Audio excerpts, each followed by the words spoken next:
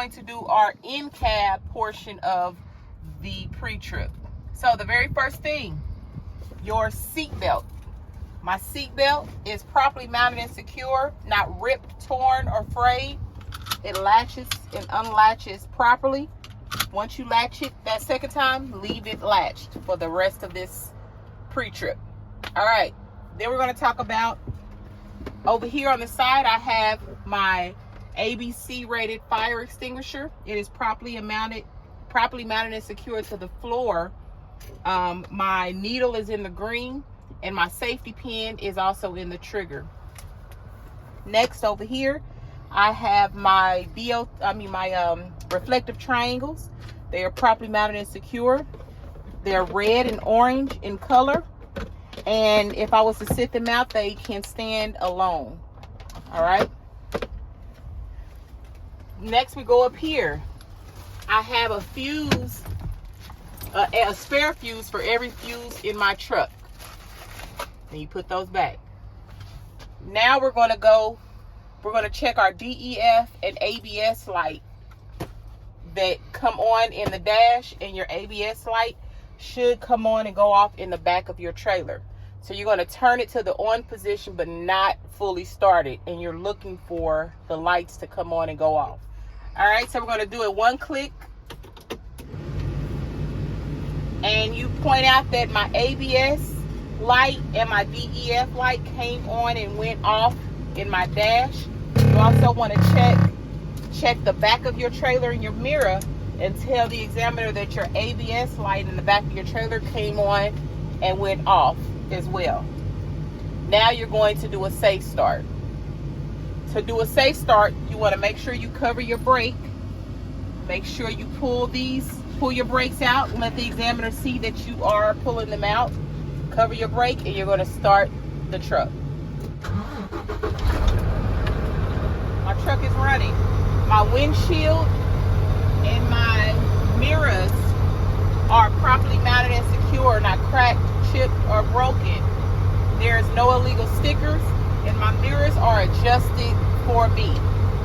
My rubber seal around my windshield is properly mounted and secure, no abrasions, bulges, and cuts, and there are no leaks. My windshield wipers are properly mounted and secure. They're working properly, and my fluid is also working properly, and my windshield wiper blades are pushed flush against my windshield. All right, from there, I'm going to go into my gauges. So I'm going to talk about my temperature gauge is raising to normal operation. My engine oil pressure is also raising to normal operation. All right, my DEF fluid is no less than 1/8. If it was less than 1/8, I would need to fill it up. My battery should be 12 to 14 volts. And then we're going to talk about our primary and secondary air pressure gauge. My primary and secondary air pressure gauge should be 120 to 140 or governor cutoff. All right, from there, now I'm going to go down and check my heater and defrost. So I'm going to turn this all the way over, just like checking our heater, and turn this all the way up. You want to make sure you put your hand up here and also down here and say my heater and defrost are working properly. And just turn it back to the position that you had it. You also want to talk about your city horn and your highway horn. My city horn and my highway horn are both working properly as well. Now we're going to check our light indicators on the inside. My left turn signal is working properly. My right turn signal is working properly. My four-way flashers are working properly. My high beam for my headlights is also working properly. All right. So now we're going to check our tractor and trailer and service brake. All right. So to do that, the first thing you're going to tell the examiner, I will now check my brakes. So you're going to cover your service brake, and you're going to push whichever one in that you want to start with. Whichever one that's still out, that's the brake that you're checking. So in this case, I'm going to push my trailer brake in, which means I'm checking my tractor brake. So you push it in. All right, you leave that out and you put it in drive. You want to give it a couple of tugs. You're making sure that this brake holds. All right, Mr. Examiner, that brake held. I will now check my trailer brake. You want to put this back in neutral. Pull your trailer brake out, and now you want to push your tractor brake in, and now you're checking your trailer brake. Put it in drive. Give it a couple of tugs. It did not move. All right, from this point, now you're going to push both brakes in. Put this back in neutral, and you're going to tell the examiner, all right, Mr. Examiner, now I'm going to check my service brakes. What I'm going to do is I'm going to pull forward around 3 to 5 miles an hour, and I'm going to come to a smooth stop. And my steering wheel should not pull to the right or to the left. If it does, it would indicate that I may have a service brake problem. All right, and then you're going to actually perform that. So again, once these brakes are pushed in, these will stay in for the duration of your Incab. All right. So now we're going to pull forward 3 to 5 miles. You don't want to hold the steering wheel like this, because you want to make sure that you can tell if it's moving. So you want to kind of just hold it a little like this. And then we're going to move forward. You're going to put it back in drive, sorry. Then you're going to pull up.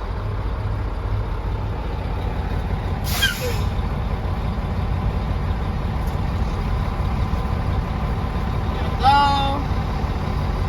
And you're going to come to a smooth stop.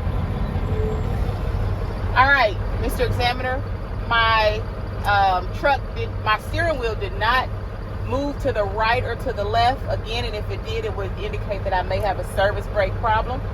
So now I will start my labs test. All right, I also want to remind you guys that during your Incab, on your labs portion, anything you do incorrectly during your labs portion is an automatic fail. Automatic. Do not pass go. Do not collect $200. So you want to make sure that everything you do from this point on is precise. All right. Everything should be precise, but especially during your labs test. All right. Good luck. All right. So now we're going to go into our labs test. But before we do that, you want to make sure, again, that your button is in neutral and both of these brakes are pushed in. Now you're going to tell the examiner, all right, I'm going to let my air pressure build up to 120 to 140 or governor cutout. And from there, I will perform my labs test. So now we're just waiting.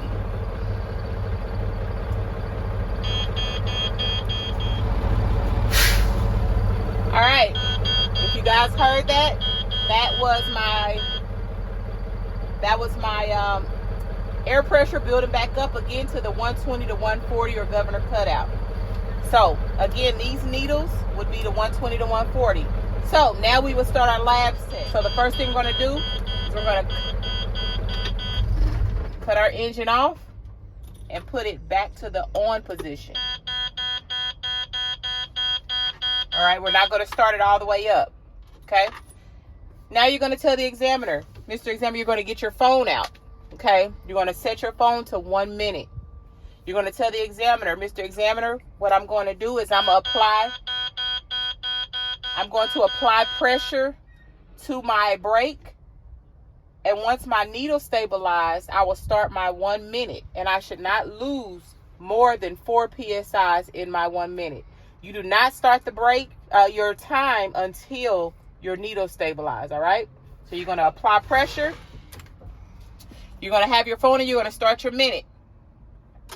Once your needle stabilizes, which see they're not moving, now you're going to start your minute. All right. I don't have my phone, so we're going to have to pretend. All right. So about every 20 or 30 seconds, you want to let the examiner know, Mr. Examiner, I'm looking and I'm listening for leaks. Okay. You're still holding the brake in. I'm looking and I'm listening for leaks. Looking, meaning you're watching your gauges. Listening, meaning you don't hear any air coming. Once your minute comes, you want to let off the brake, and you tell the examiner, I did not lose more than 4 psi's in 1 minute. Now I will start my alarms test. You have to explain what you're going to do. What I'm going to do is I'm going to pump my brakes down, and I should see or hear my alarm or both at 55 psi's or before. All right, 55 psi's or before. Then you're going to start pumping, and you're looking at this, and you're looking to see if any indicators come on. All right, now we're going to start pumping.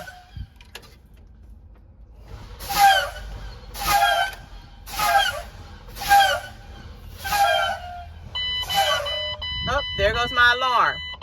So, my alarm came on at 55 psi's, which means it is working properly. Now I will start my buttons test. Mr. Examiner, what I'm going to do is I'm going to continue to pump my brakes down, and my buttons should both pop out. On the examiner, these buttons should pop out at 40 psi's or below. Okay?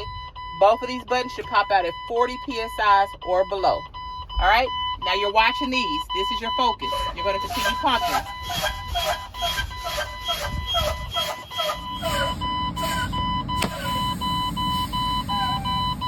Both of my buttons popped out. All right?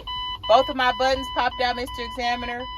And that concludes my Incab.